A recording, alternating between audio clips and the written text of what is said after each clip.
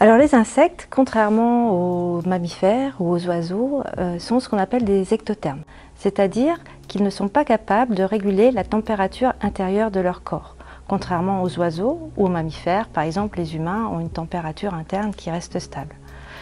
Donc on peut aisément comprendre qu'une variation de température assez faible, de quelques degrés au dixième de degré, va avoir un impact important sur la physiologie des insectes et sur les traits d'histoire de vie en général. La température est un facteur important, mais également la sécheresse, puisque la plupart des insectes sont très sensibles aux variations également d'humidité. Donc pour faire face au changement climatique, les insectes vont avoir, comme la plupart des êtres vivants, trois options. La première option, ça va être de se déplacer pour fuir un environnement qui est devenu défavorable et aller vers un environnement qui est plus favorable. La deuxième option, ça va être de s'adapter. Et la troisième, malheureusement, ça va être l'extinction. Par exemple, l'année dernière, une étude a montré que dans une forêt de Porto Rico, la biomasse des arthropodes avait diminué de 10 à 60 fois, en parallèle avec une augmentation de la température d'environ 2 degrés.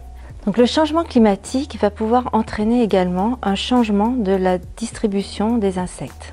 Donc ceci, nous l'avons observé dans mon équipe sur un petit hyménoptère qui s'appelle Leptopiina boulardi et que nous avons suivi pendant une vingtaine d'années dans la vallée du Rhône. Et nous avons pu observer que sur 20 ans, la limite nord de l'aire de distribution de cet insecte s'était déplacée d'environ 170 km. Alors 170 km à l'échelle humaine, c'est peut-être pas beaucoup, mais pour un petit hyménoptère de 2 mm, c'est énorme. Et ce que nous avons observé également, c'est que dans la même période de temps, on avait une augmentation de la température entre 1 et 2 degrés qui permettait d'expliquer ce changement d'aire de distribution de cet insecte. Certains insectes vont pouvoir s'adapter. L'adaptation, au sens strict, nécessite plusieurs générations et ça peut être trop long. Donc une autre façon de s'adapter, de répondre aux changements environnementaux, c'est la plasticité phénotypique, c'est-à-dire le fait que l'environnement va pouvoir modifier directement certaines caractéristiques des individus. Par exemple, chez les insectes, il est connu que plus il fait chaud, plus ils sont petits. On sait également que la température va agir sur la fécondité, ils vont fabriquer plus de descendants, et sur la durée de développement. Leur durée de développement va être plus courte, et donc dans certains cas, on va pouvoir avoir plus de générations puisque la durée de développement est plus courte. Alors certains d'entre nous pourraient se dire que finalement l'extinction des insectes, c'est pas si grave que ça. En fait, si, parce que les insectes sont à la base de ce qu'on appelle la chaîne alimentaire. Beaucoup d'animaux s'en nourrissent, c'est le cas par exemple des lézards, de nombreux amphibiens, de nombreux oiseaux. Et donc si on a un dérèglement à un niveau de cette chaîne trophique, ça peut avoir des répercussions sur tous les niveaux.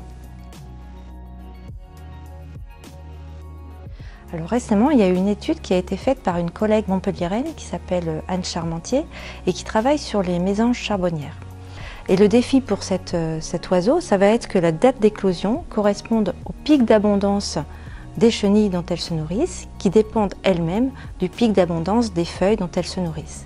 Et ce qu'a montré Anne Charmentier, c'est qu'au cours du temps, donc sur une période de 47 ans, on observait un décalage de 14 jours de la date d'éclosion des petits qui coïncidait parfaitement au décalage du pic d'abondance des chenilles dont elles se nourrissent.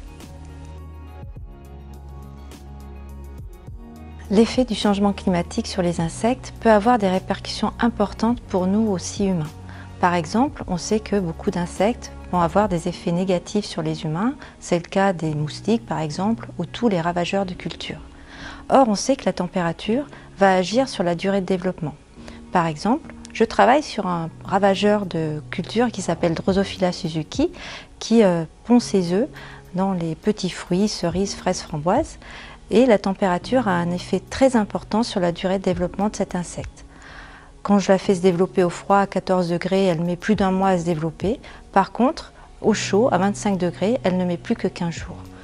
Donc puisque la durée de développement va diminuer, on va observer un plus grand nombre de générations au cours de l'année et donc un impact plus important au niveau agronomique.